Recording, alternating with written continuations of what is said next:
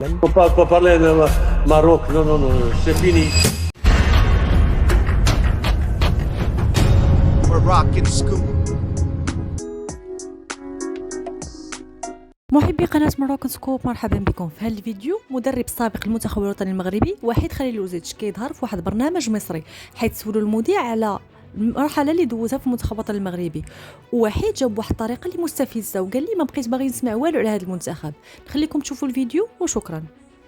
هل في هذا التوقيت كنت ترى أن هذا المنتخب بإمكانه أن يكون رابع العالم؟ Faut pas parler de Maroc, non, non, non, c'est fini.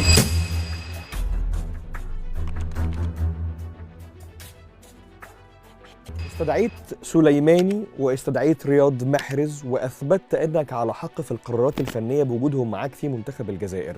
نفس الأمر تكرر مع المنتخب المغربي ولكن بشكل آخر فيما حدث مع حكيم زياش اللي بعد رحيلك بشهور قاد المنتخب المغربي وأثبت أنه على أرض الملعب واحد من أهم الناس اللي اعتمد عليها المدير الفني وليد الرجراجي. هل في هذه اللحظة تشعر أنه قرار الخلاف مع حكيم زياش ومحاولة إبعاده كانت خاطئة، أم أنه لديك منطق آخر في هذه القصة، بالذات أنه لحتى هذه اللحظة دائما زياش بيقول أنه الحقيقة لسه ما ظهرتش في هذا الموضوع، وأنت لما اتكلمت في هذه القصة قلت أنه في الآخر زياش قائد سلبي ولم توضح شيئا في هذه المسألة. هل أتى الوقت للحديث بشكل مستفيض عما حدث بينك وبين حكيم زياش؟ Bon, écoute, je ne veux plus parler équipe de Maroc, pas un mot depuis mon départ. J'ai jamais regardé équipe Maroc une minute, une seconde, et je ne veux pas parler non plus.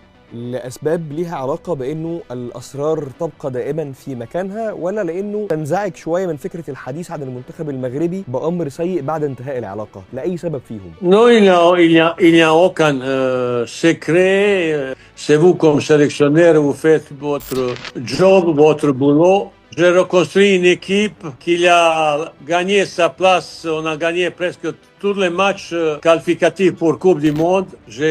Sur 8 matchs qualificatifs, on a gagné 7 matchs et un match nul. On s'est qualifié avec beaucoup panache, beaucoup qualité. Pour le liste de joueurs pour Coupe du Monde, les présidents ils veulent imposer 12 joueurs et moi ne veux pas. C'est avec cette j'ai pas accepté ce chantage et on s'est séparés. Voilà, c'est tout, je ne veux plus parler de ça. Vous regardez les résultats que j'ai obtenus avec l'équipe Maroc, vous allez voir, c'est un parcours exceptionnel. On ne fait pas ça en sélectionneur qui fait ses boulots à moi au Coupe du Monde, c'est séparé pour ça.